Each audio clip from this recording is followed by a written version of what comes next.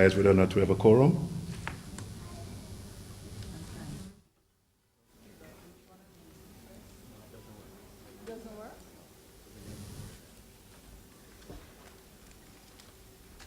Thank you very much. I've been advised by the CEO that we have a quorum at 1:05. She has ascertained that there are 204 persons in attendance, with 11 in Mandeville and 9 in Montego Bay.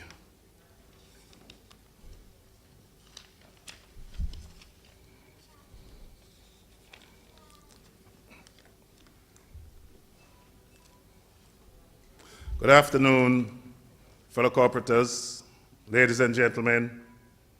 In accordance with Rule 61, Section 1, subsection D, that a quorum consists of 100 members when the society consists of more than 1,000 members, and having ascertained from our Chief Executive Officer, Ambassador Samba, that there are 204 persons registered and in attendance, the COK Sodality Co-operative Credit Union's annual general meeting is now legally constituted. Therefore, the 50th annual general meeting of the COK Sodality Co-operative Credit Union Limited is hereby called to order at 1:35 p.m.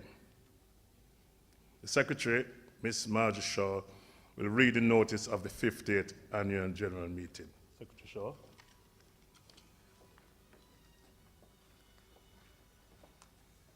Good afternoon.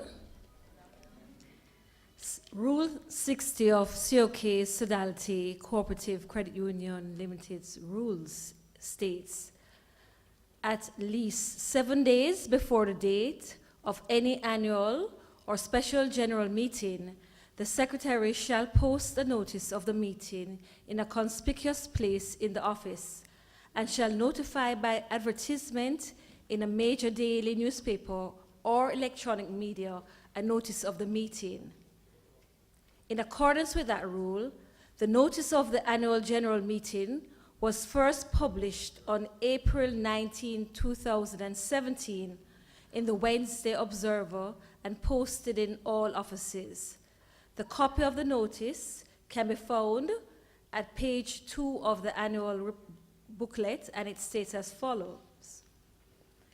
Notice is hereby given that the 50th Annual General Meeting of COK Sodality Co-operative Credit Union Limited will be held on Wednesday, May 10th, 2017 at the Jamaica Conference Center starting at 1:00 p.m. Registration commences at noon. Take further notice that at this meeting, COK Sodality intends to have resolutions passed to address and amend COK Sodality Rules Number 65, Rules 6 and 11B, and signed by Marjorie Shaw, Secretary.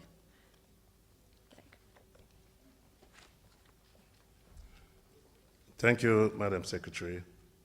At this time, I'd like to invite Director Trevor Blake to lead prayer, which would include the prayer of St. Francis of Assisi, which is found in the annual booklet inside front page.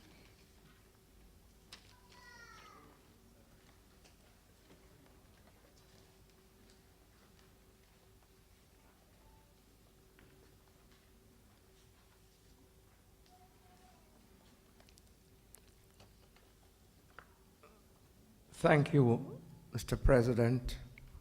Good morning, fellow cooperators.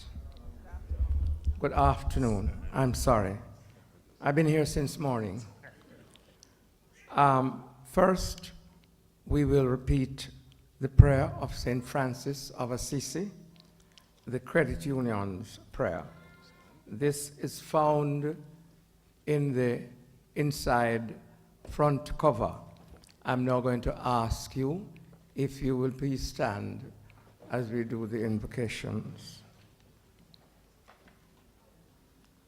Together we say, Lord, make me an instrument of thy peace. Where there is hatred let me so love. Where there is injury, pardon. Where there is doubt, faith. Where there is despair, hope. Where there is darkness, light. And where there is sadness, joy. O divine Master, rather I may not so much seek to be consoled as to console, to be understood as to understand, to be loved as to love. For it is in giving that we receive, it is in pardoning that we are pardoned, and it is in dying that we are born to eternal life. Amen. Father and God, we just want to thank you for this day. Lord, thank you for life. Thank you, Lord, for this organization. Lord, we ask you in this 50th year to pour blessings on all its members. Lord, especially its founders, any who is still alive. And here I remember our founding president, Albert Morris. His wife is here representing him. Lord, we ask you to bless him. Lord, we ask you to bless all our members.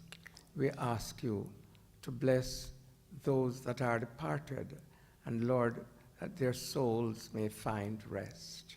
And Lord, we pray especially today for our brother Hugh Jones, who served us on the credit committee and who died very suddenly 2 days ago.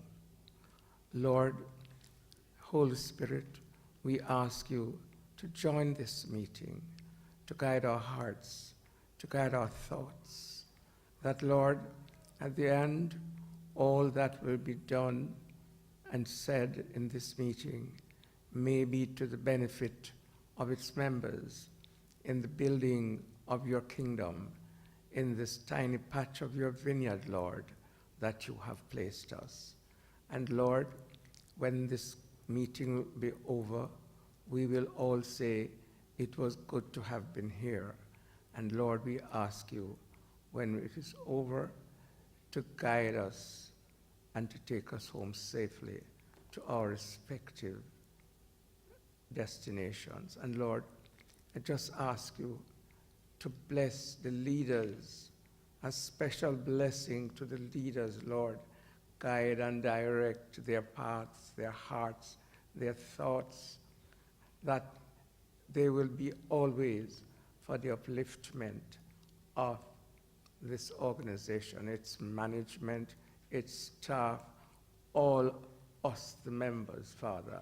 We pray this blessing for the sake and in the dear name of your Son and our Savior, Jesus Christ.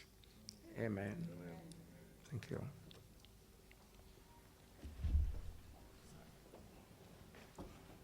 Thank you, Trevor. At this time, we'll all stand and observe 1 minute silence for our members who departed during the year 2016 and whose names are being scrolled at this time. Also, as mentioned before, special mention of past credit committee member, Mr. Hugh Jones, who, as you heard in Trevor's prayer, suffered a heart attack and died at work on Wednesday, on Monday.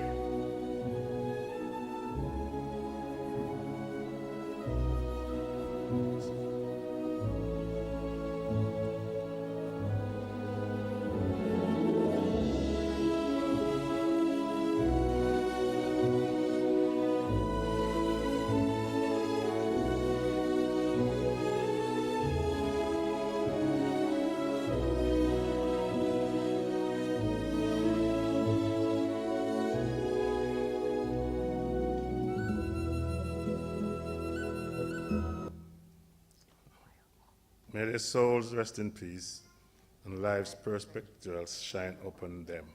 Thank you very much. You may be seated. At this time, the employees of COK wish to express their versatility, and as such, we invite the choir to take the stage.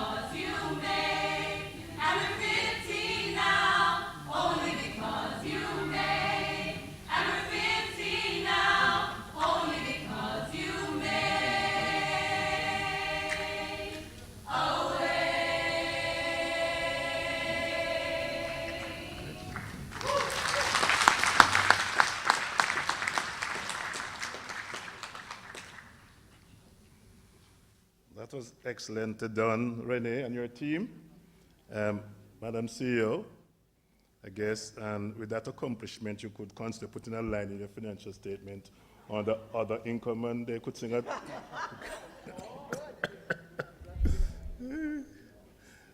Let me draw the meeting's attention to Parliamentary Rules of Order. And it states, anyone wishing to address the meeting, please press the button. If they work, wait on the light to come on, speak in the microphone to address the chair.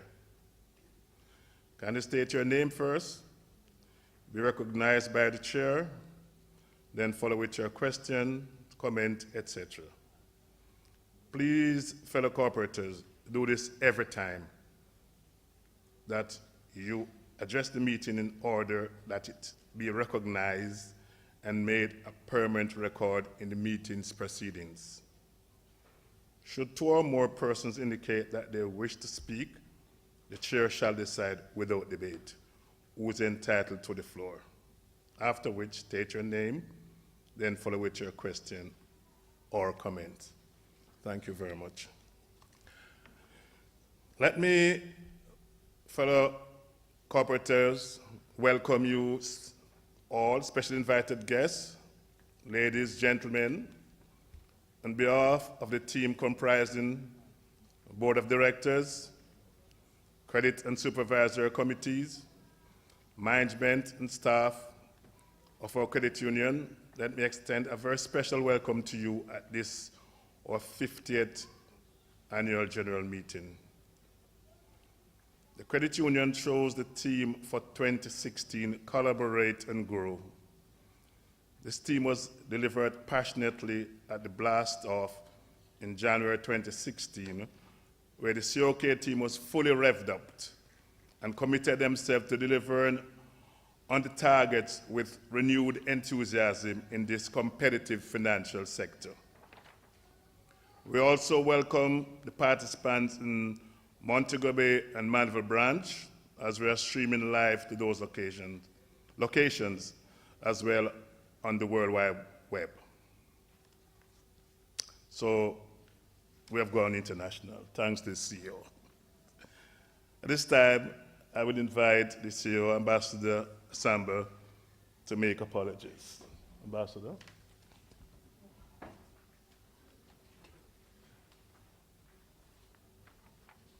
Thank you very much, Mr. President. Good afternoon, cooperators.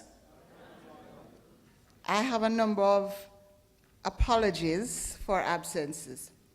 Mr. Christopher Robinson, who advises me that this would be the first time he is missing an AGM in 30 years. Unfortunately, his mother died and he has gone to the US to see her buried. Ms. Claudette Christie, the marketing manager of Jakul. Mrs. Jacqueline Mighty, former CEO of COK. Mr. Orwell Christie, the vice president of COK, has just called to say something has happened and he's not able to be here. Those are the apologies that I have, Mr. President. And could I just indicate that it seems as if the mics on the tables are not working, and so we will have microphones located in the aisles. COK staff will have the microphone, so if you show your hands, they will take the microphone to you. Are there any apologies from the floor?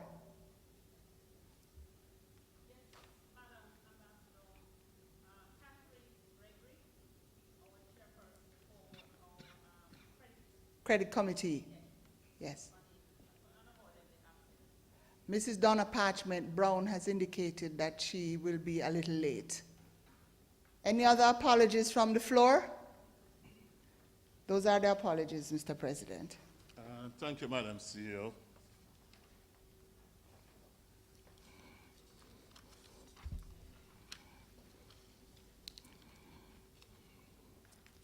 It's time for introduction, so let me introduce myself. I am Stedman Peterson, your president and chair of the board. On the platform are directors, Ewan Millen, treasurer, Trevor Blake, assistant treasurer, Clive Medwinter, assistant secretary, Marjorie Shaw, secretary. We all know Madam CEO, Ambassador Samba. Behind me is Andre Gooden, member of the senior staff. Beside him is Ms. Carl Anglin, immediate past president and director, and Mr. Michael Martin, a director. Also wish to recognize Mrs. Bertie Morris, representing our honorary director and founding member, Mr. Bertie Morris. And let me also inform that she's also here in her own right as a member of the credit union. We have the senior management team, as I said before, the CEO, Ambassador Samba. We have in the audience, can you stand as you recognize, Ms. Linda Miller, Chief Operating Officer, Mr. Derek Smith, Chief Financial Officer, and we already spoke of Andre Gooden, he's the Chief Business Development Officer. There are other managers and among the crowd, which you will see as the meeting continues. I'd also like to introduce members of the Supervisory Committee. I don't know many of them are here, but I think Ms. Carol Williams, Ms. Philippa Edwards, Secretary of the Committee, Ms. Herma Walker, Mr. Alston Reed, Mr. William Graham, Mrs. Jacqueline Daly, Mr. Arnold Breckenridge, Ms. Charmaine Newsom, and Mr. Enoch Allen.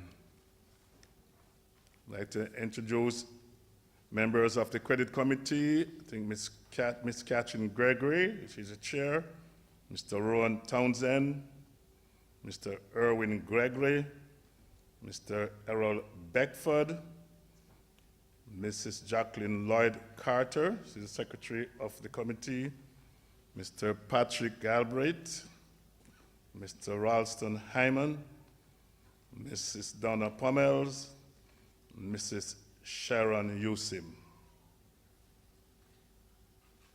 I also like to introduce our recording secretary, Beverly Cole, whose responsibility is to ensure that all that we say is faithfully recorded for posterity. At this point, I'd like again to give the CEO some more work and ask her to take over the microphone to introduce our guests. Madam CEO.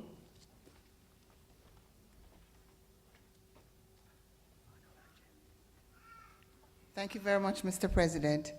I want to just indicate that I had two other apologies which came to me late. Ms. Vinette Hall, a member of the board, indicated that work has her tied down and she wouldn't be able to be here, and Mr. Enoch Allen from the Credit Committee. The persons who we have here as our guests who are here at this time, and I'm sure that more will come in as we proceed. I'd like to recognize Mr. Carlton Barkley, the new CEO of CNWJ Cooperative Credit Union. I'd like to recognize Ms.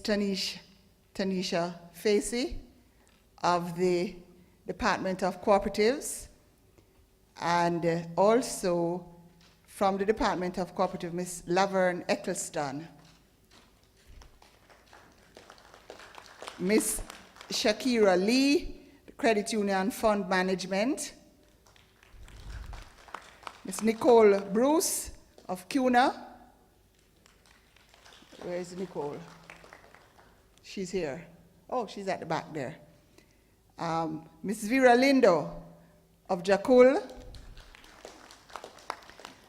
And Bishop Bertrand McPherson, the Bishop of Montego Bay, who has come all the way from Montego Bay. Mr. Courtney Winter, who is a member, but also I'm recognizing him here in his capacity as chairman of the trustees, the board of trustees of the COK retirement scheme. Where's Courtney? Mr. President, those are the list. Our auditors.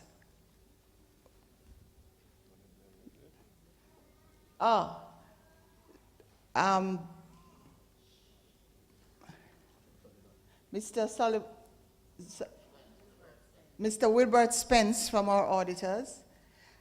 And I have to say to Mr. Garth Sullivan, a special welcome.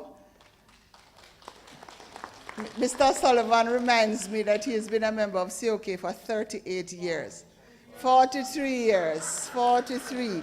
I am very sorry, Mr. Sullivan. 43 of the 50 years. Mr. Sullivan is one of the first liaison officers, he and I together. And I understand that Mr. Neville Rowan is here. It's appropriate for me to recognize Mr. Rowan at this point because he's a former general manager. Where is Mr. Rowan? Yes, Mr. Neville Rowan, former general manager, and who it is who introduced the liaison officers program. I didn't recognize Sandra. Husey, yes, and she's right under my nose. I am so sorry. From Jakul, Sandra Husey from Jakul. Yes. Oh, Inakate here? Yes, I didn't see you coming and I apologized, but you are here. Thank you very much, Mr. President. As others come in, we will just acknowledge them.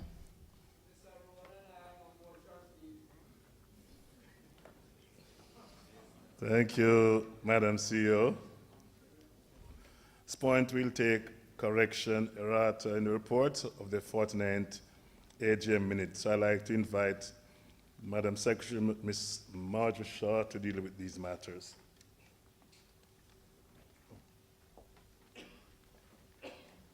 Afternoon again. I'd like to deal with the corrections in the report booklet. Page 8.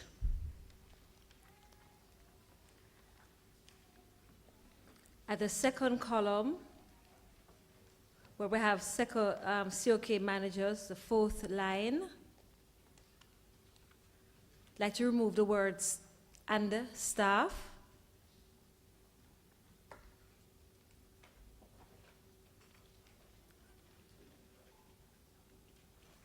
Page 9, the minutes of the 49th Annual General Meeting. At the second column, the penultimate line, replace the word reverend with reverend. Reverend. T with a D.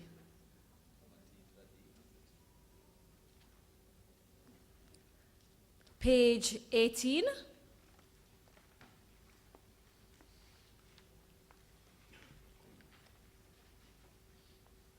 The first column and second paragraph.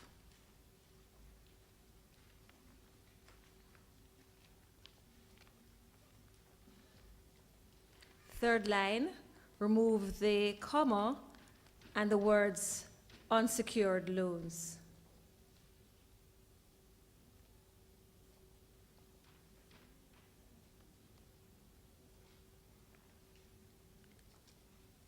Page 28,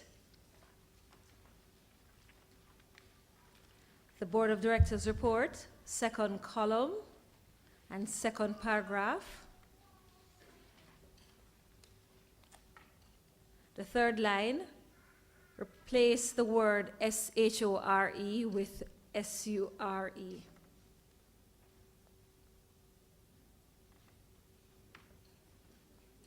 Page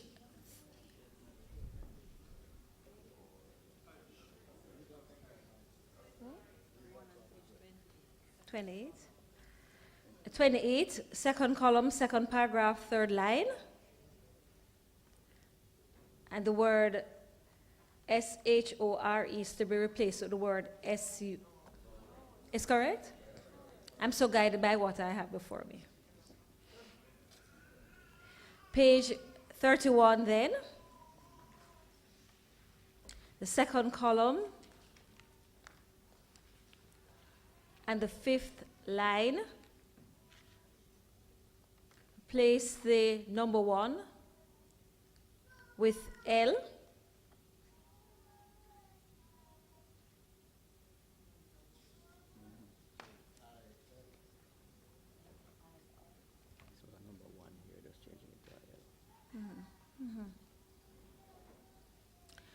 Page 33.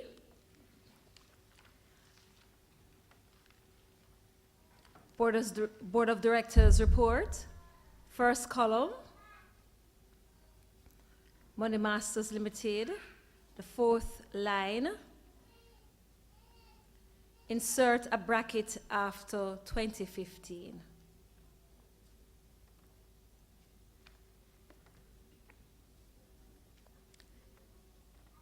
There are errors in the treasurer's report, but we'll ask that that be addressed when the treasurer comes. Page 68, Crossroads Members Meeting, caption 4. That's page 68.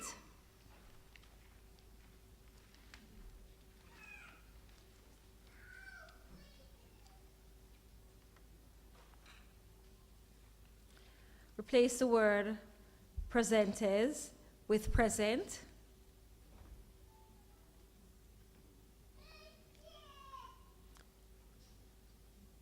Page 69.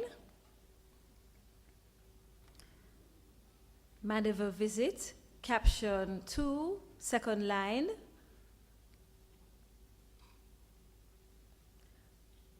Place the word GREETES with GREETS.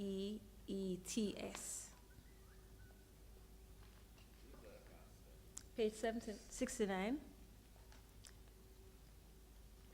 Page 72. Credit Committee AGM report. Introduction. Second paragraph. And the first line should read, the business process outsourcing BPO sector.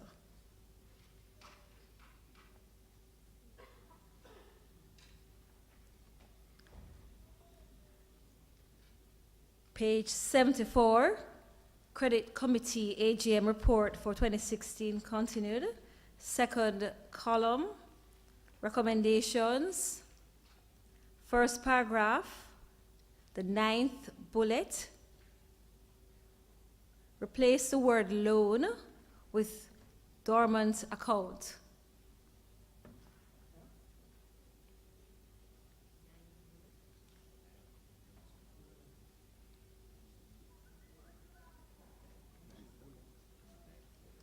Page 78, the nominating committee report. First column, third line.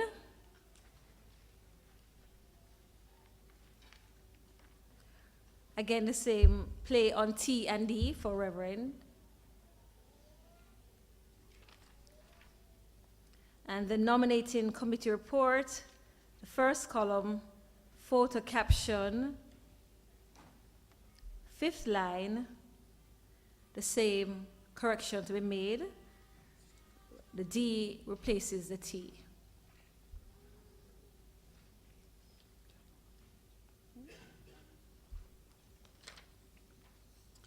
And page 82,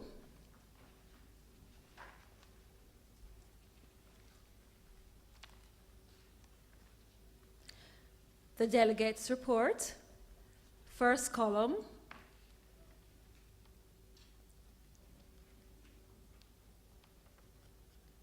second bullet, and the third line.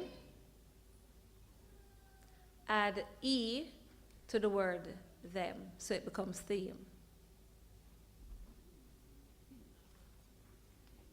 It becomes theme.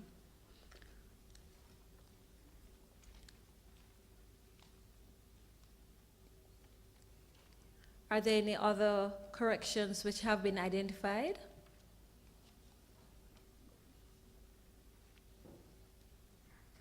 No? We may proceed then. The minutes for the 49th Annual General Meeting may be found on pages 7 through to 25 of your booklet.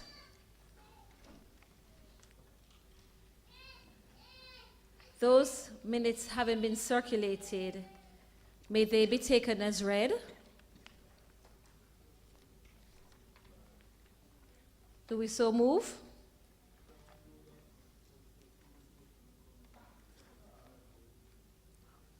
Would you like some time to peruse?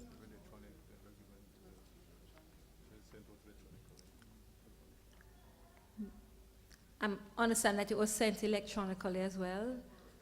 May we move for the meeting, the minutes to be taken as read?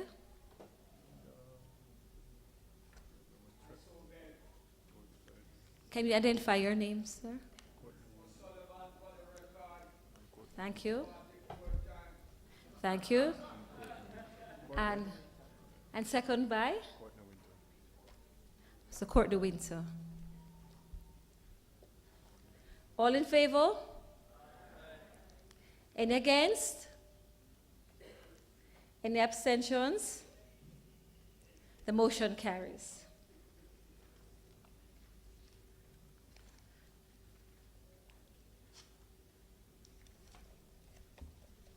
Are there any corrections to pages 7 and 8?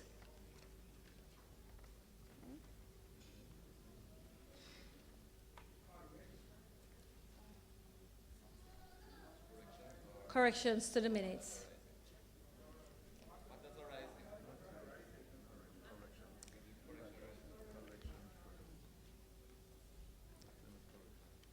We'll deal with corrections and then we'll deal with any matters. There are corrections to the minutes of the 49th Annual General Meeting. 7 and 8.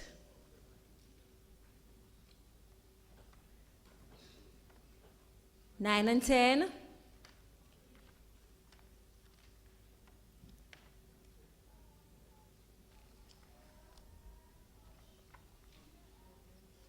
Eleven and 12.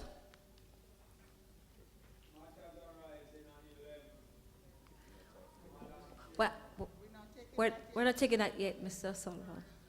We're taking the corrections first, if any. 13 and 14.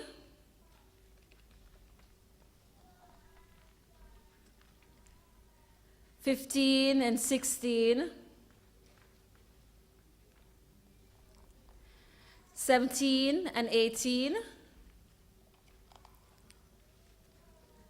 19 and 20, 21 and 22, 23 and 24, and finally, page 25.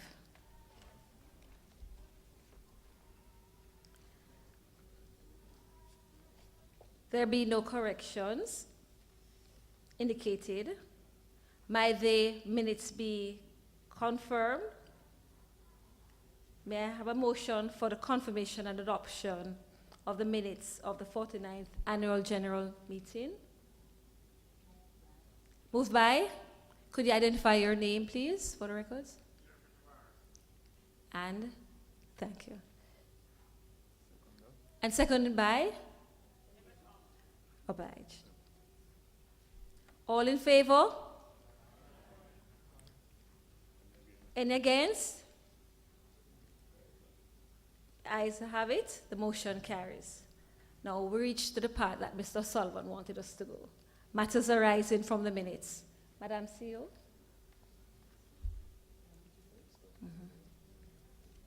Matters arising.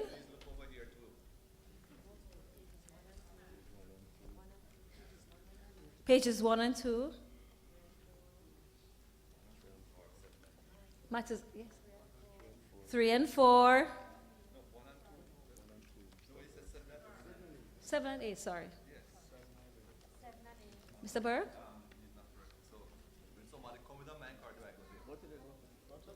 Can you go to the mic, please?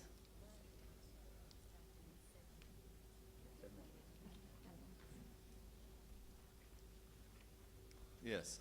I make note that Ms. Anglin, then in her capacity as president, on page 8, noted that the AGM is where the affairs of the organization are determined by the general membership.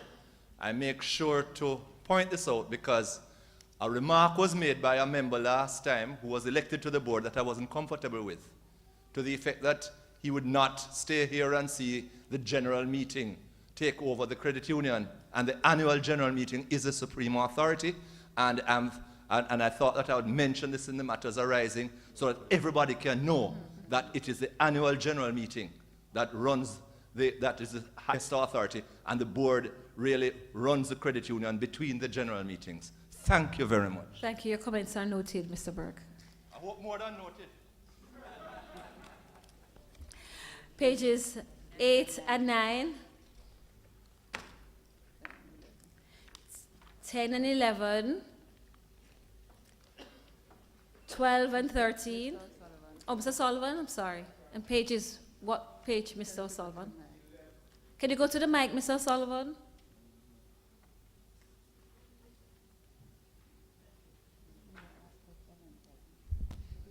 Madam Chairman, fellow corporators, good afternoon.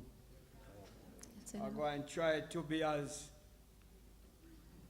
brief as possible. I'm licensed to talk for myself. And I want serious answers. Money Masters Limited. How much money we have invested in it? And why are we allowing ourselves to lose? It's full time we start do something named win, and more win. Please explain to this meeting how much money we have invested in our Money Masters, and if there's any way that we won't lose none next year, make we take it out now. Please. I'll yield. Yes. Thank you, Mr. Sullivan. COK invested $20 million in Money Masters Limited, and yes, it is true that they made a loss, but this year they have so far made a profit for 2016 of $15 million. So, no, not yet, Mr. Sullivan. Right.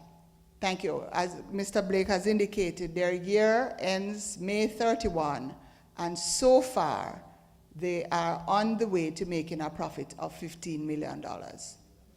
And we will, of course, have a share in that $15 million. Your board has looked at this matter and has determined that it would wait before we sell the shares. Thank you, Madam. You're welcome, sir. We go now to page 12 and 13, 14 and 15, 16 and 17, 18 and 19, 20 and question? No? 20 and 21. Sorry, there is. Sorry. Could you identify yourself as well as speaking to the mic? Courtney Winters' name. I think I missed on page 18 on corrections.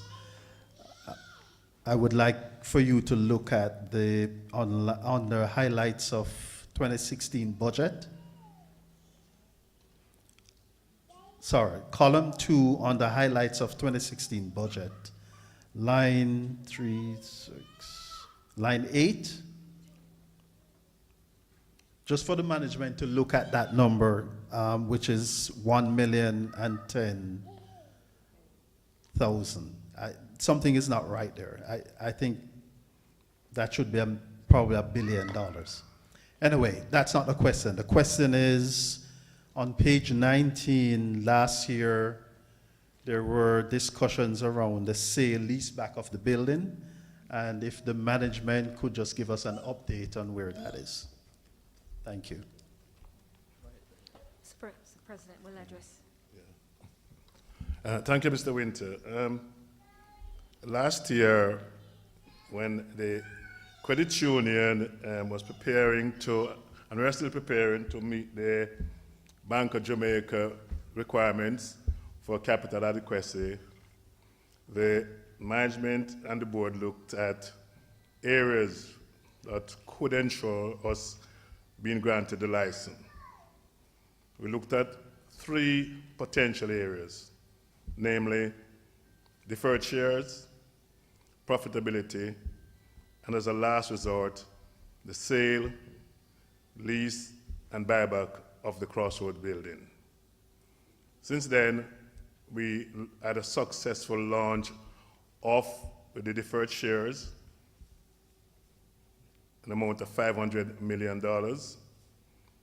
As you will hear later, the credit union made some profits this year, and combined those 2 areas surpassed the capital adequacy requirement for licensing with Bank of Jamaica.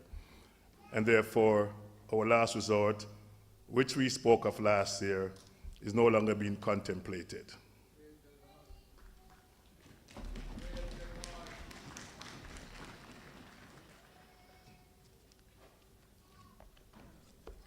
Pages 20 and 21, 22 and 23,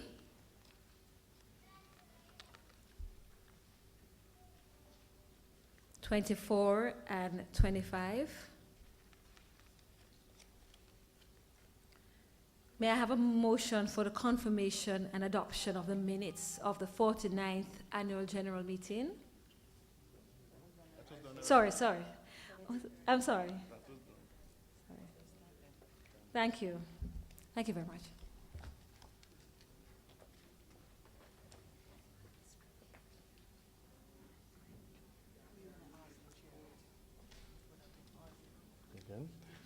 Okay.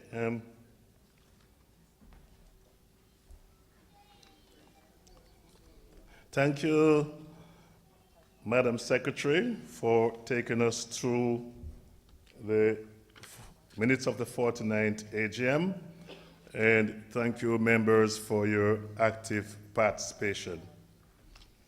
At this time, I will ask Secretary, in the absence of our Vice President, to assume the chair while I give the Board of Directors report.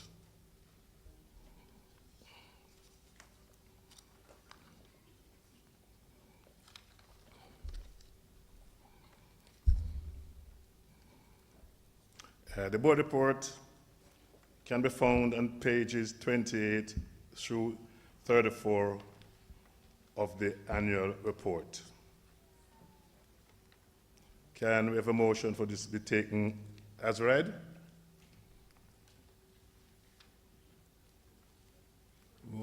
Moved by, seconded by Courtney.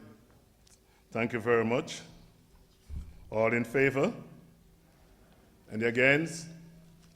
The motion carries. Thank you.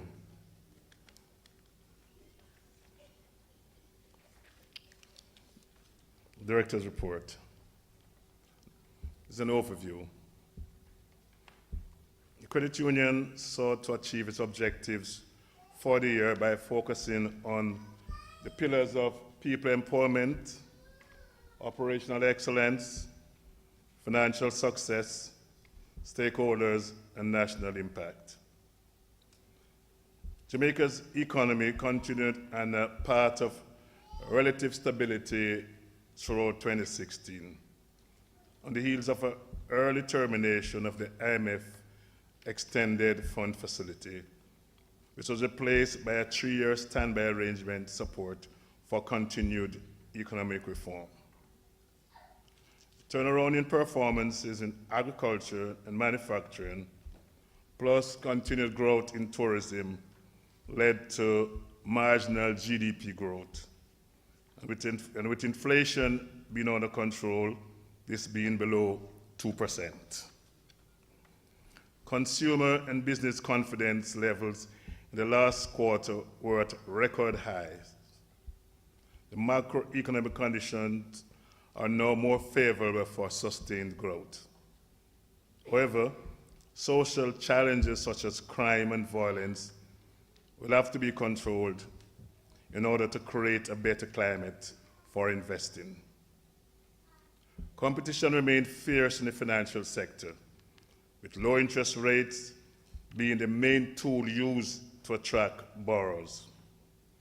In the credit union movement, the number of operating credit unions decreased from 34 to 32 at the end of 2016, and with other mergers expected to conclude in 2017. Let me move on to performance.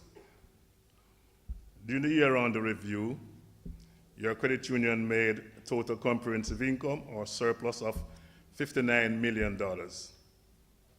This compares very favorably with the 2015, where we made a deficit of $42 million, a turnaround of over $100 million. For this, the management ought to be commended.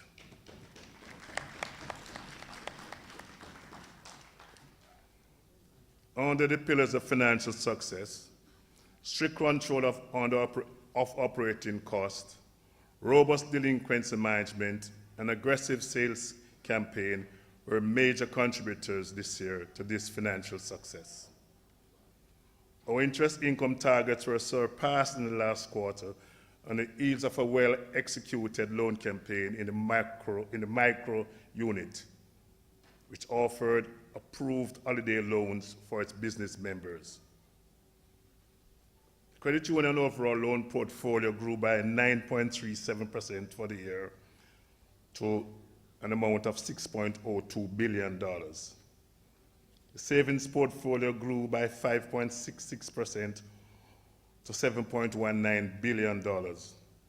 And total assets grew by 9.19% to record $8.57 billion. In May, deferred shares previously referred to, which commenced in 2011, matured. In order to further show the credit union's capital base, the board decided to go to market with another deferred share offer, this time seeking to raise $500 million from our members. This was successfully accomplished through the hard work of the management team. This was accomplished in November 2016. The new deferred shares assisted in improving the credit union's capital adequacy ratio to 9.72% from 6.99 in 2015. Performance continues. Total disbursement of $2.98 million in loan, so achieving 92% of target. Established a micro-satellite office in Spanish Town to complement the satellite office established in Ochios in late 2015. The management team and its members reactivated 15,164 dormant or inactive accounts.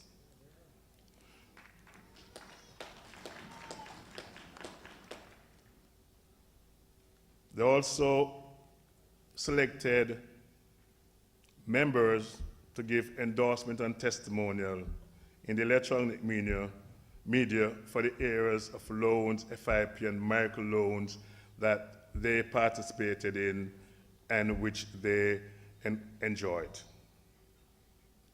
The management and its team also strategically managed their operating expenses, and that resulted in below a 4% less than budgeted expenditure spent.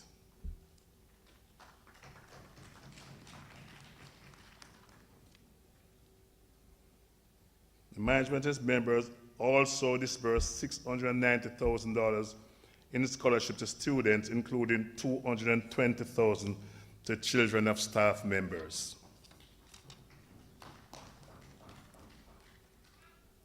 Under operation, we'll move to sales and marketing, members' experience, and business development. In a fiercely competitive financial landscape, your credit union remained very visible in the media. This contributed to loan disbursement of $2.98 billion, representing 92% of target. Again, we had 5,272 new members, which represented 84% of target. The net savings was not so successful. We had 326.7, or 63%. However, we did not lose out on this, as some members opted to put their savings in the deferred share that we spoke of before.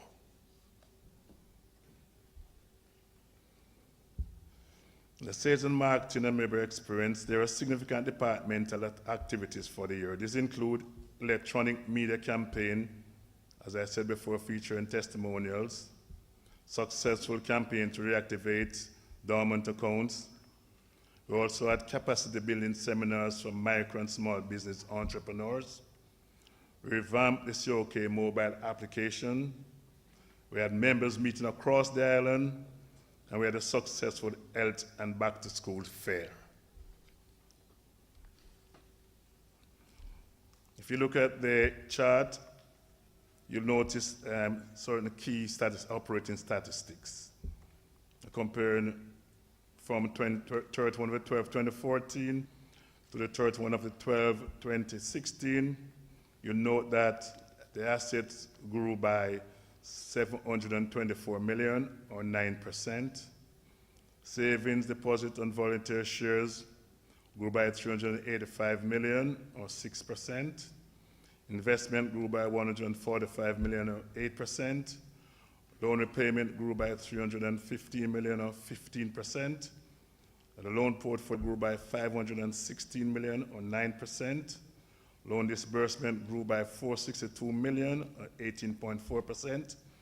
And membership grew, again, as I said, 5,272, or 2%.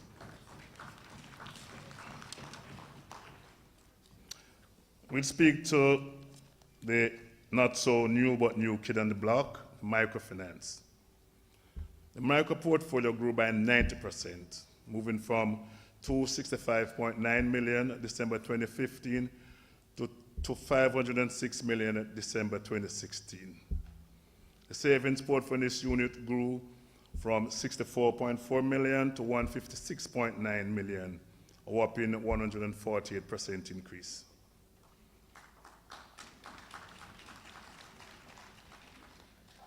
The performance of the unit was bolstered in the last 2 months of the year by a strategic initiative where pre-approved loans were made available to selected members.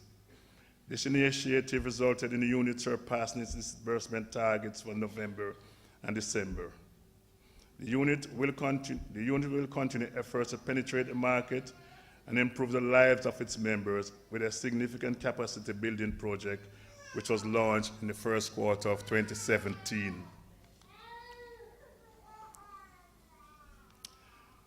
We'll speak to member service.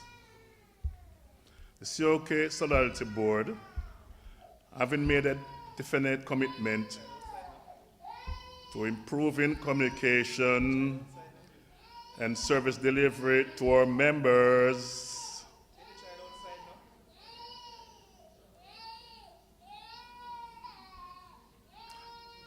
pardon the break.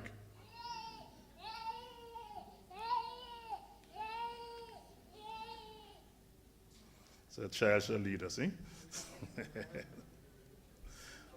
Let's start again. The COK Sodality Board, having made a definite commitment to improving communication and service delivery to our members. This was fulfilled by establishing a members' experience and service excellence unit, which was charged with the sole responsibility of ensuring member satisfaction. The specialized unit has implemented a customer service charter as well as a service level agreement. Subsequently, island-wide training for team members in improved customer service delivery began in January 2016 and continues. To speak to corporate and social responsibility. COK Sodality Co-operative Credit Union is strongly committed to support and give tangible assistance to its members and the wider community. In the year under review, the areas of education, agriculture, and sports were served. In the area of agriculture, the Jamaica 4-H Club again received sponsorship in support of its 2016 National Achievement Day activities. The credit union also awarded 25 scholarships and grants to its at an approximate value of $690 to members and children of members attending secondary, tertiary educational institutions. Credit union also participates in Jamaica's annual Labor Day activities, with each of our 5 branches actively engaged in community and Labor Day projects. In Kingston, the major project was the painting of the Clancarty High School building and the construction of a garbage skip at the school. During Credit Union Week, October 16 to 21, staff from COK Head Office, Crossroads, and Mandeville branches prepared soup and delivered this along with the well-needed toiletries, clothes, shoes to the less fortunate in Crossroads and Mandeville. Approximately 200 individuals received free health checks, while students had their school medicals done free of charge.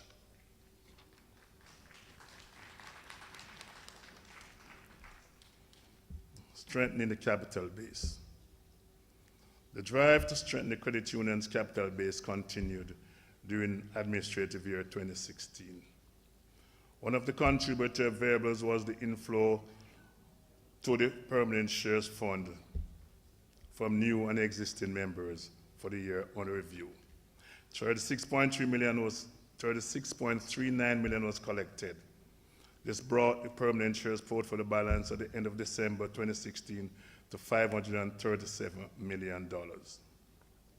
We spoke of the deferred shares of $500 million which we achieved in November. We spoke of the Reactivate and Save promotion, which is focusing on boosting permanent share compliance and increasing savings. Active loan promotions, which commenced in the first quarter. Special attention to cost management and interest margin leading to increased profitability. New initiative to reduce non-earning assets. Speak to the monster of delinquency. The board's debt management committee provided oversight through debt management unit in monitoring this very critical area of the credit union's operation. At the end of 2016, delinquency stood at 7.83%, compared to 9.53% at the end of 2015. This was quite an achievement by that unit, and they deserve commendation. Increased vigilance in liquidating assets, securing delinquent loan, along with relocation of resources to detect and monitor potential problem loans were key contributors to the improved performance in this area. Charged off loans. Accounts that were in arrears for a period of in excess of 365 days and for which the accounts reflect a 100% provision for the debts were recommended to the board by the management for charged off. In keeping with our existing rule, Rule 38.1.1, which states that all such charged off loans must be reported to the next annual general meeting by the board of directors. we hereby report that these loans totaling approximately 50.81 million at December 31, 2016, were approved by the Board of Directors as charged-off loans. These loans will continue to be managed for collection, but will no longer be included as part of the current loans portfolio. Of note, during the year, 33 million was collected from loans which were charged off in previous years. We'll move on to human resources. Excuse. Throat's a bit dry. During the period under review, the Credit Union pursued initiative to continuously improve our staff, along with further development of a universal sales culture. In this regard, the entire staff was trained in sales technique by way of an online tutorial, as well as a series of training seminars facilitated by external instructors. The Credit Union concluded 2016 with a staff complement of 254 persons, broke down as follows: permanent, 106, contract and temporary, 142, hard trainees, 6. Continuing staff, during the year we saw key management movement. These include Mrs. Jacqueline Mighty, the Chief Executive Officer, Limited Office, Mr. Andrew Brown, Chief Financial Officer, Limited Office, Ambassador Luna Samba, Chief Executive Officer, and Mr. Derek Smith, Chief Financial Officer, joined the organization. We speak to the volunteers. For the administrative year 2017-2018, the Reverend Michael Lewis, Director, indicated his unavailability to continue to serve. On your behalf, we record our thanks to him for his service to the organization and wish for him success in his future endeavors. We record our appreciation and pay tribute to all our volunteers who continue to contribute selflessly of their time, skill, and knowledge on the board, in various subcommittees and standing committees to ensure that the Credit Union remains a viable, efficient, and compliant enterprise whose work is carried out in accordance with the policies and guidelines. We'll address our subsidiary, the COK Remittance Service. A number of challenges have affected and plagued this COK Remittance Service over the last 2 years. Withdrawal of correspondent banking service from the Cayman market severely hampered remittances business between Jamaica and the Cayman Islands, and by extension, COK remittance. These and other events resulted in an operating loss of 1.015 million in 2016. Consequently, the board made a strategic decision to suspend operation of COK remittance services effective December 31, 2016. COK will continue to serve the remittance needs of its members through our branch network, such as and payment agent for JMB remittance, JN Money Transfer Services, MoneyGram, and Tropical Money Services. Money Masters, which we spoke to before. Money Masters Limited, an associate of COK, with COK having 20% of the company's ordinary share. This year, in our report, we recorded a loss of 914,000, being our share of their loss. Last year it was 3.03 million. The company's strategic plan identifies new initiatives in the upcoming year which will lead to increased income and return to profitability, as the CEO spoke about previously. Let's talk about corporate governance. Within a year under review, the Board of Directors continue to place great emphasis on corporate governance. In this regard, the Board conducted appraisal of the credit union's operation and its related business units through monthly meetings and numerous subcommittee meetings, such as audit, risk and compliance, finance and policy, credit, debt management, information communication technology, and supervisory. The chart and the board give an indication of the number of meetings held. Of note, audit, risk and compliance, the quarterly meeting ends only 4 meetings.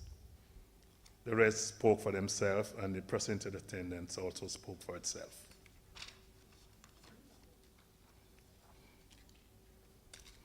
Let's address the impending Bank of Jamaica credit union regulation. Whilst credit unions have been preparing for the pending regulatory control by the BOJ, the regulations are still under review and have not yet been enacted. COK Sodality is ensuring that all the necessary requirements are in place to be ready for the credit union, for licensing under the Bank of Jamaica regulation without undue complications.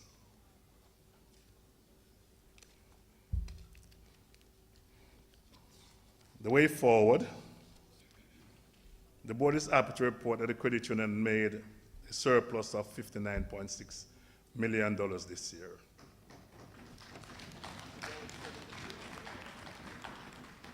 Thank you very much. This has come as a result of focused attention to keeping delinquency in check. However, there's still a great number of members who do not service their loan as they contracted. We intend to move quickly in the coming year to realize the security offered on these loans and thus reduce the bad debt figures. As we celebrate the 50th anniversary, we recommit ourselves to delivering the superior COK service to our members, which has become our hallmark. In this regard, we'll host a number of activities and events to reconnect with our members throughout Jamaica. As you note, we've been having quite a few of members meeting. We'll focus on continuing to advance the development of our human resource, staff, and wider membership. We pledge to continue to provide value through the efficient delivery of products and services that will best meet our members' needs. We are sure that COK is indeed created, owned, and powered by you, members.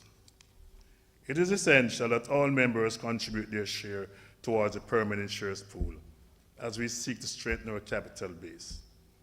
Your board remains committed to ensuring that this vitally important aspect of COK operation is improved. It will lead to sustainable financial viability and ensure that our credit union will be able to serve for another 50 years as a strong entity in the credit union movement.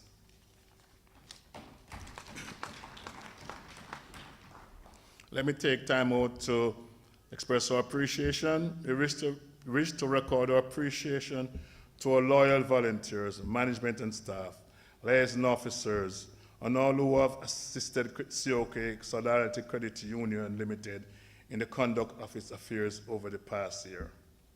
We thank you, our members, for your dedication, support, and confidence that you continue to place in us as we strive to serve COK Sodality Co-operative Credit Union. I thank you very much for your patience. Are there any questions? Yes, madam. It's you. Yes, sir. O'Sullivan for the records. Yes, Mr. Sullivan. These loans that we have giving us trouble, land or car or whatever, are these two things that I mentioned secure these loans? Why we can't close in on them? And if it is property and they are far back as where we have the new roads problem, we have to go out, they're going to put up notice on them to sell them so that we're not in these serious problem, because some of these loans, we didn't do enough work in examining what the member bring to us as security before we take up our hard-earned money and give to them. So we now at this point in time are having the problem, and we must solve them before we get into serious trouble with our members. Thank you, Mr. Sullivan. I'll ask the CEO to tell you of the initiatives that have been launched to address these critical areas. Madam CEO.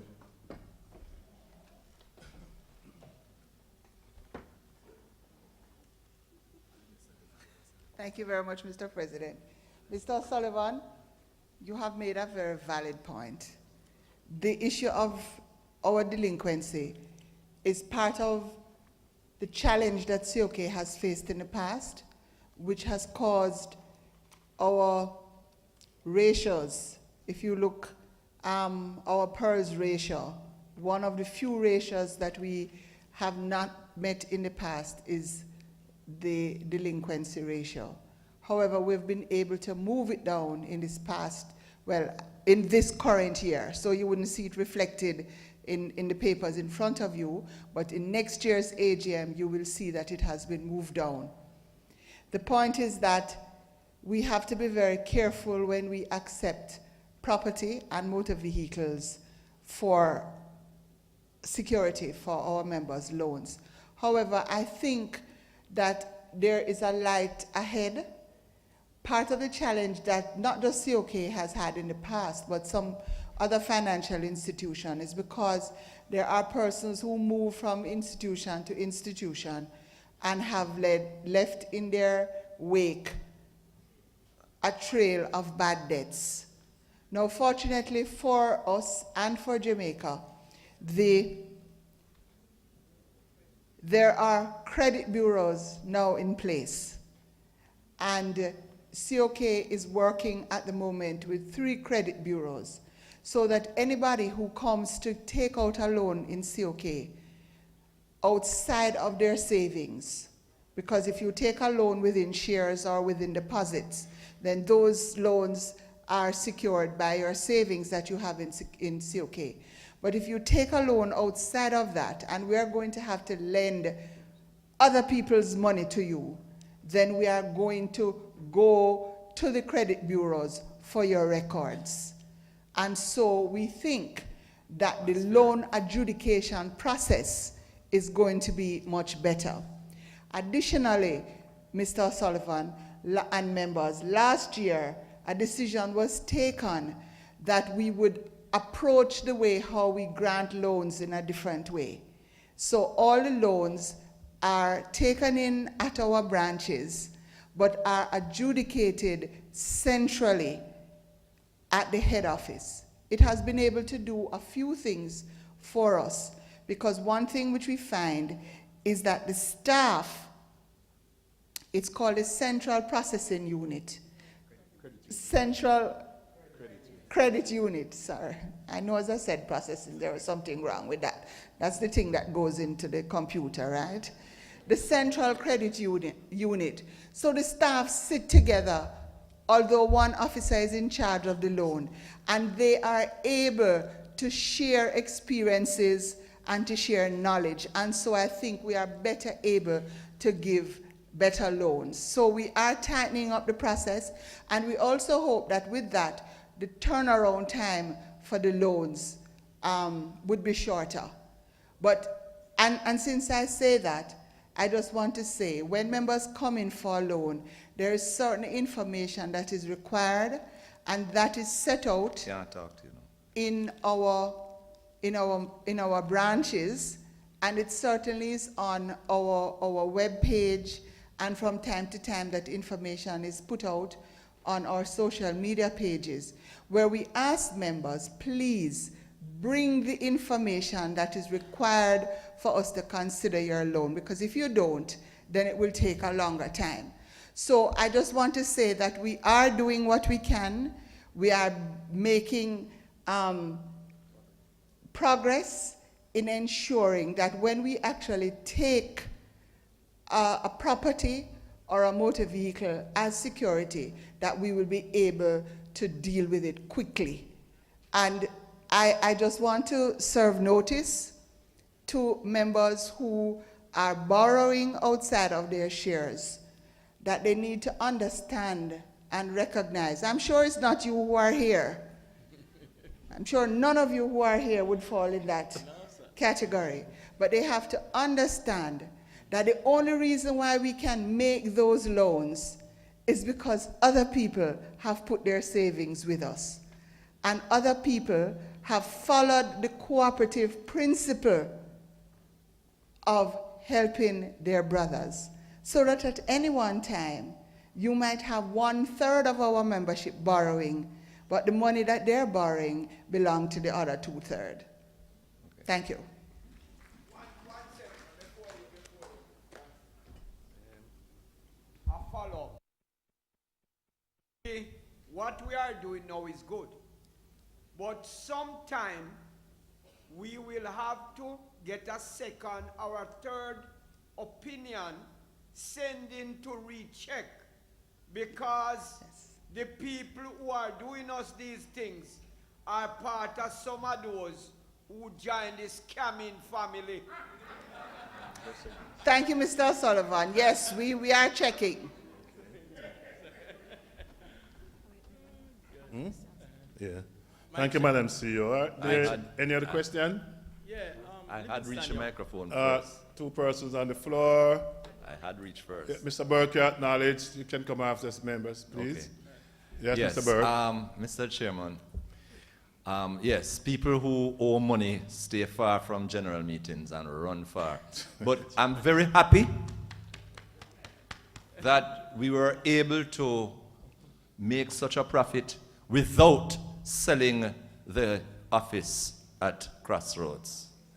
And I don't know if it was raised when I stepped out, but I hope that we put that idea to rest and we do not sell our offices at Crossroads. It was raised and determined, Mr. Burke. Okay, thank you very much. Thank you. Yes, sir. Yeah, Mr. Chairman, Crossroad is my branch, you know, so I'm glad you not sell it. Name, sir? Livingston Young. Okay, I made a Mr. base up of what the gentleman said. Mr. Crossroad is my branch, so Yes, sir. it's one of the best branch to me, so I hope I don't sell it. All right. Based upon what you were saying, Cayman, with the remittance, you can explain to me why they just go down like that? I'll ask Madam CEO, because it affects the wide cross-section of Jamaica and beyond, Yeah. the whole world. Can we soon have some figures, you know, I wonder. We just talk a while ago. Well, thank you, sir. The decision was taken to close down the remittance service at this time. It's a bad management? No, you have to understand that changes are taking place. Right. And I think that COK made a decision very quickly because other companies are having those problems. The way how the world is going now, and particularly because of money laundering and those issues, banks are making decisions that they are not going to have continuing relationships with other banks. It makes the issue of remittances very difficult to deal with. And if I could say this, COK had a very good run with the remittance business, but towards the end it was proving to be really challenging, and so the board made that decision very quickly so that we don't get into trouble with it. Yeah, the next thing is subsidiary with money masters and them performing good or what? Earlier on, I had spoken about it and said that up to last year, they had made a profit, but for their end of year, sorry, they had made a loss. But for their end of year, which is the end of May, they're on their way to making 15 million profit, and we will get our share out of that. Yeah, come and invest in it too, you know, so. All right, sir. Thank you, sir. Thank you, Madam CEO. Are there any other questions? Yes, ma'am. Can you state your name, please? Sheila Goldburn. Yeah. Yes, yes, Ms. Concern on staff. Speaking, I can't hear you very. Can you state this? I have a concern on staffing. I note in the report that our permanent staff and our temporary contract and temporary outweighs the permanent people. Yes. So it means that we're not looking on for the staff, the benefits the staff get as a permanent employee in the COK and the continuity of that service with the organization. When we have temporary and contract worker, we're not really looking after our staff in that manner. Thank you for that question.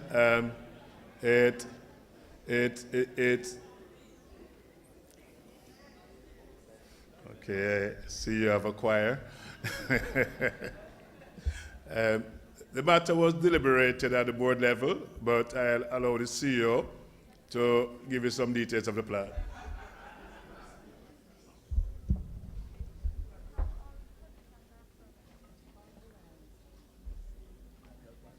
Thank you very much, and I want to recognize Sheila Goldberg. Those of you who are long-standing COK member will remember Sheila.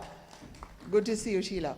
That is a concern that has been, since I have come back to COK, been raised at the board level. And the board is in fact looking at it. And we have decided on a way to move forward. And the concern that you have raised about benefits, we are currently dealing with it. So that by the time we come back next year, you will see something different. We can't convert everybody all at once. It is a process to do that. Some positions are permanent positions and some are temporary. And we are trying to see how best we can convert those that are temporary into being permanent. Once again, thanks to hardworking CEO. Yes, Mr. Winter, you're recognized. Thank you. First of all, let me just commend COK for making a profit. I know it has been a struggle, and you actually beat your projections for last year. So let me first congratulate you. But Thank you, sir. I am very, very concerned about the bad loans. So I have a question and then a statement. The question is, your improvement in the bad loan, was it there are two ways to reduce your bad debt as a percentage. You can improve the total portfolio, which you did, and so the bad debt percentage would go down. Or you could have worked very hard on the actual total bad debt and therefore reducing the bad debt. Which is it? Is it that you have increased your portfolio, but you did not make any significant improvement on the bad debt? Or is it that you really worked hard to reduce the bad debt? Two things, Mr. Winter. The portfolio grew, and also the delinquency department worked fair. Matter of fact, more than delinquency. Everybody in COK worked very hard on delinquency. They beat the street, literally beat the street. And you can see the relative relationship has shown a reduction. Hence, it's a combination of the two elements. Okay, congratulations on that. But now for my statement. And as somebody who managed bad debt while I was at COK, I am aware that most of your bad debt are with large borrowers. And these large borrowers are influential borrowers who can call the CEO or anyone on the board. Well, this is a statement. I'm not asking any question here. Right. Yes, Mr. Winter. I am hoping that when we look at these influential bad debtors, that there is equity and that they are treated similarly to the little man on the road who will we go pick up his car the moment his loan goes into. That wasn't a question. I am making a statement that I hope that the board is treating with these influential borrowers as much as they treat, and with equity, with the little guy whose car we pick up the moment they go into 30 days. Thank you. I know it's not a question, but I think it warrants being addressed. Mr. Winter, and as you maybe know more than most members here, being a past CFO who attends board meeting, that the credit union is policy driven, all right? And it respects the mandate given by the board through these policies. Hence, all members are treated equally and fairly. And no member of the board could be so bold as to even present such a request at the board level. All right? It would be infra-dig and sneezed on. So you can rest assured that the board and those who are charged with the execution of all their management responsibility, they execute with an even and fairness. Are there any other questions? Yes, Mr. Sullivan. O'Sullivan for the record. After that, I'm told there's an online question. Anything you have to do, sir, can do it. Listen to me kindly. Just a second, Mr. Sullivan. Yes, sir. Oh, you ready now? I'm ready. I am saying to you, sir, and this is serious. We can have so much strong money out the road and ramp with it. Because for the past 11 years, whoever was the CEO did not meet a part of the people who go to road, go work in delinquency.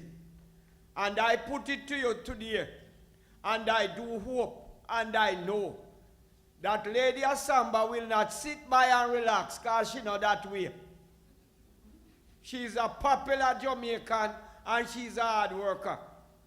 And I do hope that a week from now, she will meet with our external collectors, because no CEO for the past 10 or 11 years have not meet with no collector, might be individually, but not collectively, to find out their problem outside the road. I remember, and I can say it boldly in this AGM, the 50th anniversary, one man went and tried to scam, one collector went and tried to scam somebody to take away them vehicle. And Mrs. Asamba called all of us in the boardroom and say, if we are going to use trickery to do the work, you cannot work here. And I remember it well. I do hope that a week from today, Mrs. Asamba will meet with all the people outside and get their views of how them do them work, so that we not only try to be viable, but everybody know who Mrs. Asamba is personally, and don't not only seeing her on TV, because none of them only see her picture, or might see her on Facebook or wherever. Yes, and the detractors are on Facebook tearing us apart, how we don't have any approach, and how they would never do business with us, and so on. So those of you who have the pretty phone them, or no call swipe or swipe or whatever, you will see people on their phone trying to mash down COK. And we must take it serious and reply to them, because some of them are getting paid to try and tear us down. But at 50, we are stronger than when we was at 1. So all of us, as them say inside there, the people who try to rip us off, don't come to these meetings, but they send their elements. And we have hard worker in our firm who find when them come with a different face to rob us, and sometimes we don't even say nothing about it, but it happen. And if we don't look out, they will try and do it again and again. So let us do what we have to do together, and with love and respect to one another. Don't try climb the 11th step to bring down nobody. Try the 11th step to promote the great COK. Thank you very much, sir.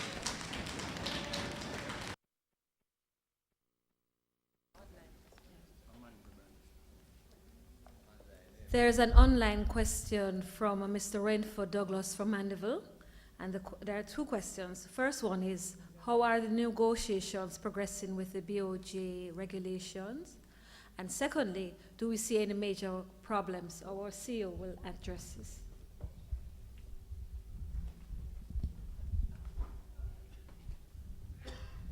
Thank you very much, Mr. Ren Douglas. Ren is a former president of the Jamaica Cooperative Credit Union League and a former president of the Caribbean Confederation of Credit Unions. I'm proud that he's a COK member now.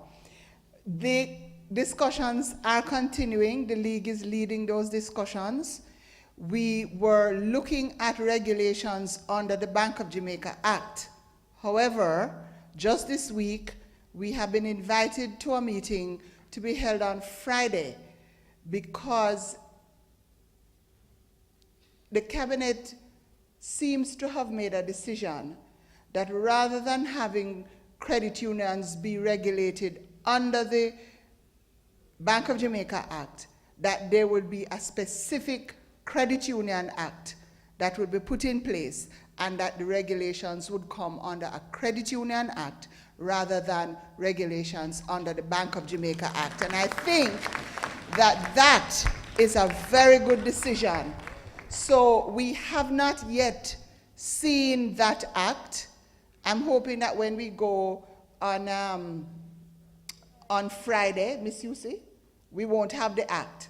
We won't have the act yet. But based on the correspondence that I saw coming this week, it is expected that by March 2018, that act will be in place. So it means that we will continue to do the negotiations and the lobbying, very importantly, the lobbying of the parliamentarians to make sure that when that act comes to Parliament, that the act will reflect the condition and the wishes of the almost 1 in every 3 Jamaican who is a member of a credit union. This sounds like excellent news for the movement. Right. Are there any other questions? That's not yet presented. Yes, sir.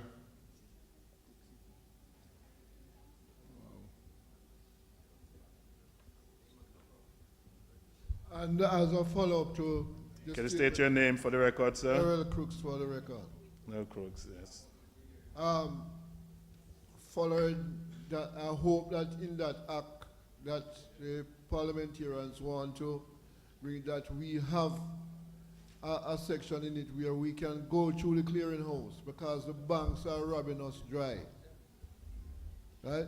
That we can go through the clearinghouse, that we don't have to go through the banks to do our business, that you go to the clearinghouse, we get our money and we can change the check and we can do things like that. I hope that the lobbying goes that far. Okay, sir. Noted, sir. Thank you very much. Yes, Mr. yes, Chairman. Mr. Burke.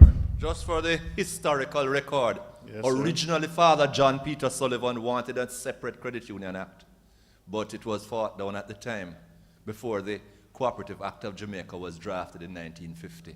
Okay. And passed in 1950.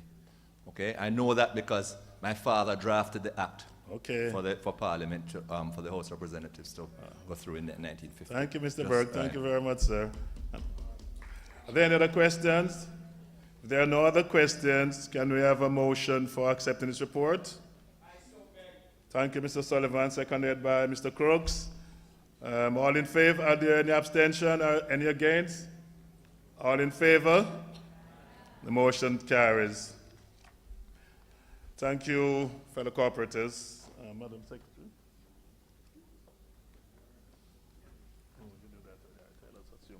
And thank you, Madam Secretary, for your assistance in the chair.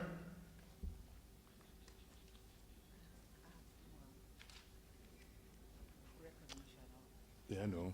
At this point, we would normally have the treasurers and auditors report. But before we do so, we'll pause to recognize and welcome our visitors and members. We'll ask Ambassador Samba to so do.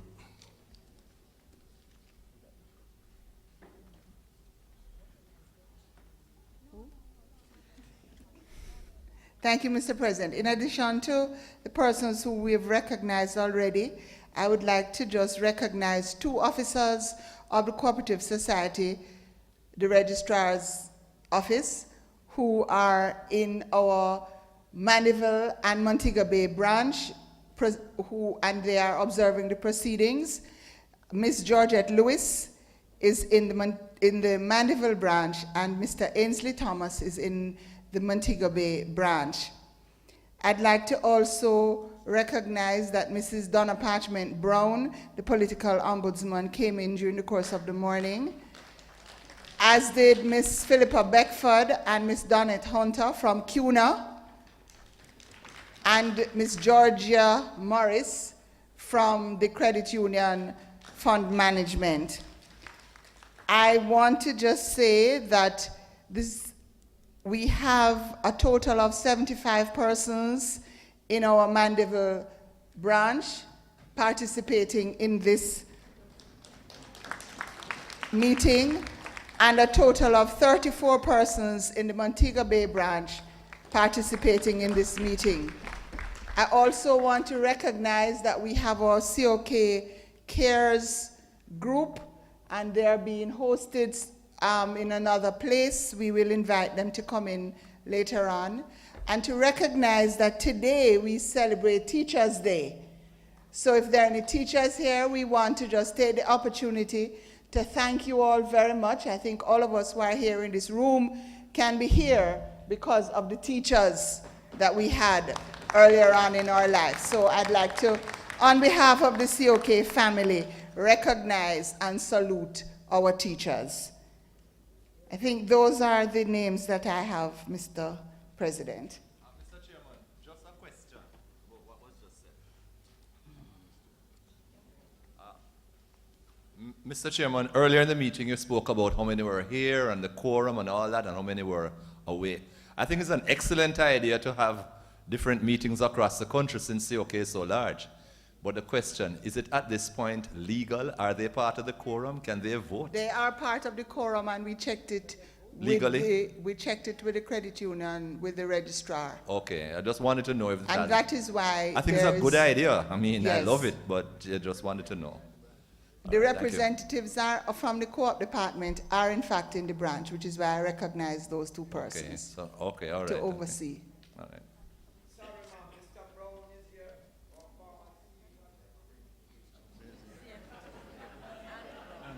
Mr. Andrew Brown, I understand he's here, former CFO, and I don't think he's a whatever. Former CFO. Welcome, Mr. Brown.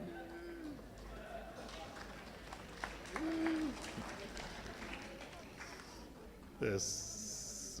Good to see you, Andrew. Special welcome, sir. Okay.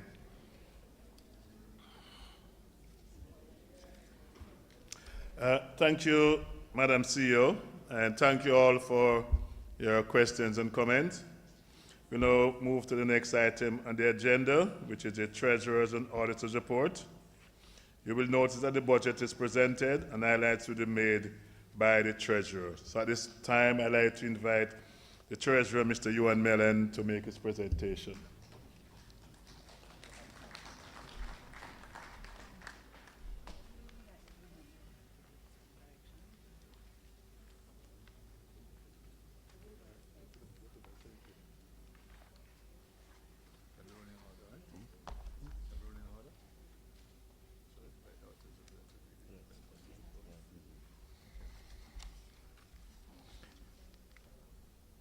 Good evening, good afternoon, and thank you, Mr. President, and to all our guests and our members. We welcome you here this evening. You have been welcomed already, and thank you for the opportunity given to me to make this presentation at this time.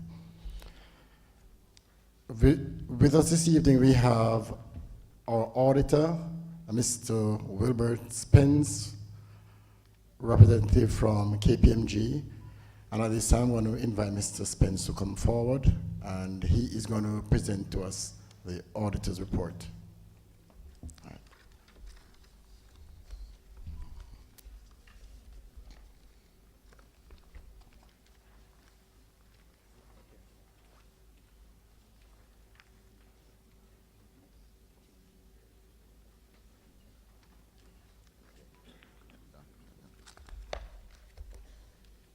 Thanks, Mr. Treasurer, and good afternoon, members. You will be seeing me up here a little longer than usual since our audit report has now been lengthened. Previously, it was 2 pages. It is now as long as 3 pages, so I'll try to read it as quickly as possible. It is found on page 45 in the annual report. Independent Auditor's Report to the Registrar of the Cooperative Societies, COK Sodality Co-operative Credit Union Limited, a society registered under the Cooperative Societies Act. Report on the audit of the financial statements. Opinion. We have audited the separate financial statements of COK Sodality Cooperative Credit Union Limited, the credit union, and the consolidated financial statements of the credit union and its subsidiary, collectively the group, set out on pages 4 to 49, which comprise the separate and consolidated financial statements, financial position as at December 31st, 2016, the separate and consolidated statements of profit or loss and other comprehensive income, changes in equity and cash flows for the year then ended, and notes comprising significant accounting policies and other explanatory information. In our opinion, the accompanying financial statements give a true and fair view of the financial position of the group and of the credit union as at December 31st, 2016, and of the group's and credit union's financial performance and cash flows for the year then ended in accordance with International Financial Reporting Standards, in bracket IFRS, and the Cooperative Societies Act. Basis for opinion. We conducted our audit in accordance with international standards on auditing. Our responsibilities under those standards are further described in the auditor's responsibilities for the audit of financial statements section of our report. We are independent of the credit union in accordance with the International Ethics Standards Board for Accountants Code of Ethics for professional accountants, and we have fulfilled our other ethical responsibilities in accordance with the ISBA code. We believe that the audit evidence we have obtained is sufficient and appropriate to provide a basis for our opinion. Responsibilities of management and those charged with governance for the financial statements.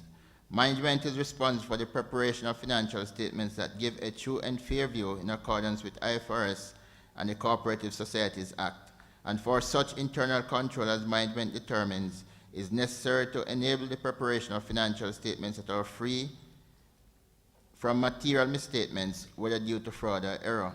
In preparing the consolidated financial statements, management is responsible for assessing the credit union's ability to continue as a going concern, disclosing as applicable matters related to going concern, and using the going concern basis of accounting unless management either intends to liquidate the credit union or to cease operations or has no realistic alternative but to do so. Those charged with governance are responsible for overseeing the credit union's financial reporting process. Auditors' responsibilities for the audit of the financial statements. Our objectives are to obtain reasonable assurance about whether the financial statements as a whole are free from material misstatement, whether due to fraud or error, and to issue an auditor's report that includes our opinion. Reasonable assurance is a high level of assurance, but is not a guarantee that an audit conducted in accordance with ISAs will always detect a material misstatement when it exists. Misstatements can arise from fraud or error and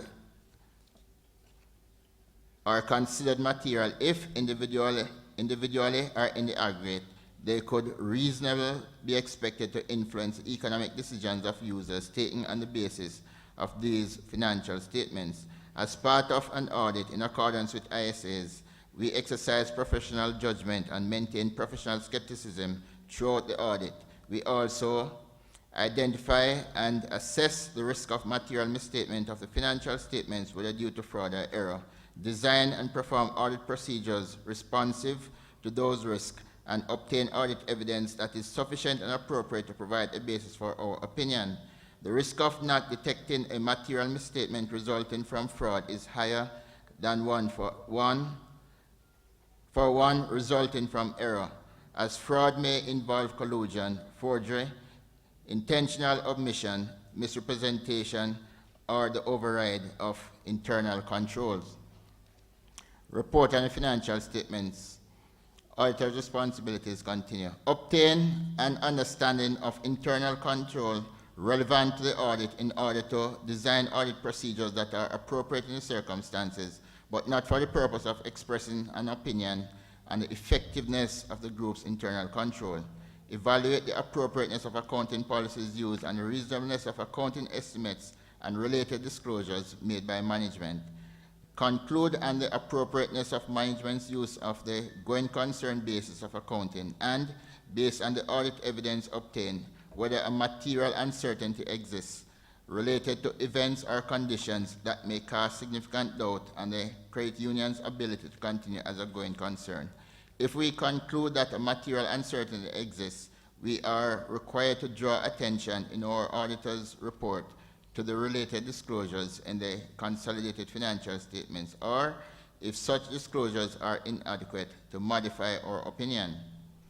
Our conclusions are based on the audit evidence obtained up to the date of our auditor's report. However, future events or conditions may cause the credit union to cease to continue as a going concern.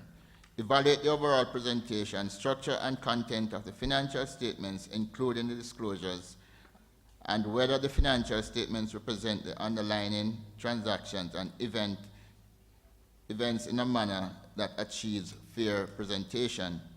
We communicate with those charged with governance regarding, among other matters, the planned scope and timing of the audit and significant audit findings, including any significant deficiencies in internal control that we identify during the audit.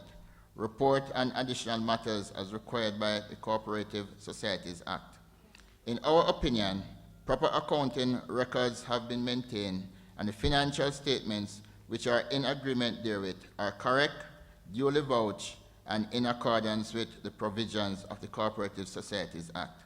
Our report is dated March 31st, 2017, and it is signed by KPMG Chartered Accountants.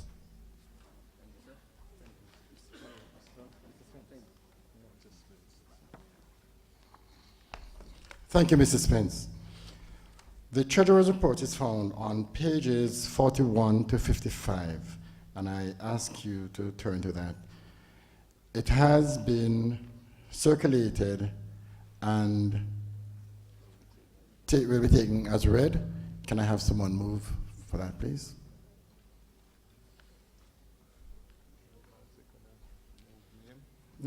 Name? Okay. Moved by Emma Thomas and seconded by Pat Walker. Earlier in the meeting, our secretary gave you a few corrections. There are a few others that I want to just point us to in the Treasurer's report. If you turn with me to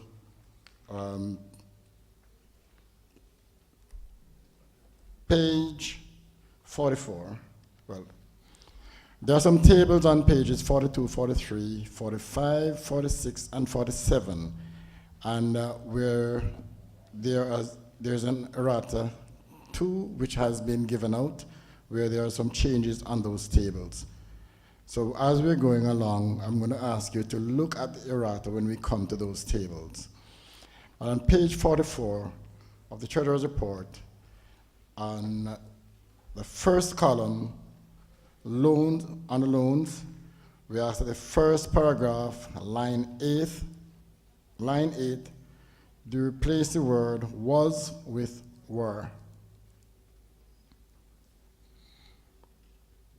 Then on page 49, of the first column, conclusion and acknowledgements, the second paragraph, the 6th line, replace the word give with gave.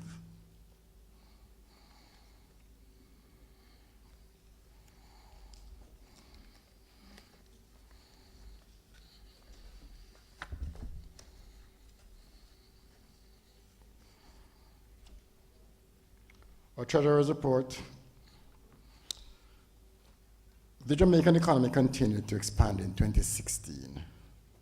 Growth was mainly attributed to the continued improvement in Jamaica's macroeconomic fundamentals through various structural reforms carried out by the government, increased foreign and domestic investors' confidence, as well as favorable weather conditions.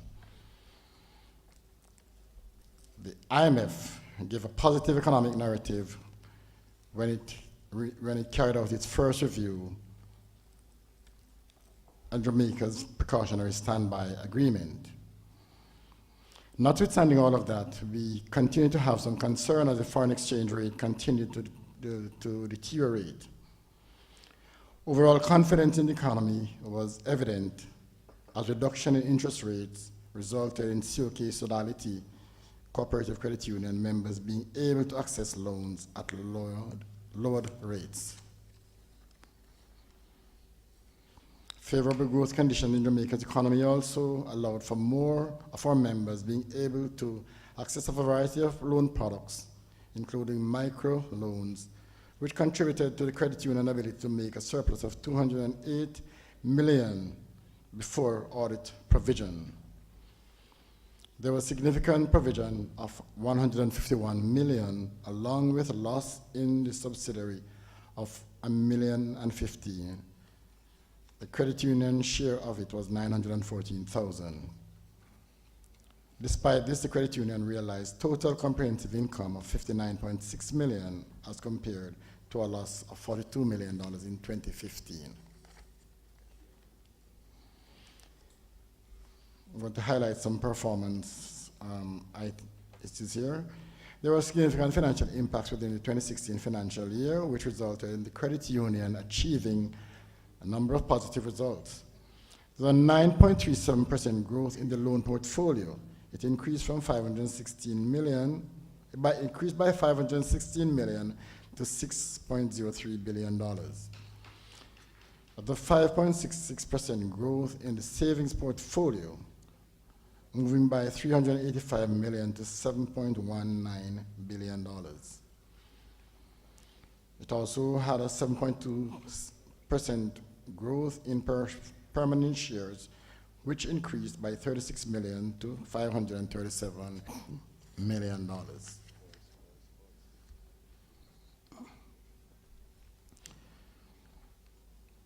The credit union, your credit union recorded 86.43% achievement of interest income from investments compared to a budget of $112 million. Compared to a budget of $99 million. There's a 4% containment of operating expenses of $926.9 million against a budget of $965 million. Non-interest income grew by 4.87%, or 14.73%. $14.73 million. They achieved $313 million against a budget of $308 million, or 2% increase. Bad debt recovered increased year over year by 13%. $3.84 million achieved a $33 million versus a budget of $24 million. Interest income from loan increased by 22.47%, or $166.94 million. Versus $909 million for the year versus $742 million for the preceding year. Bringing you to delinquency, and we are looking at delinquency over a 5-year period or 6-year period, 211 to 216. And we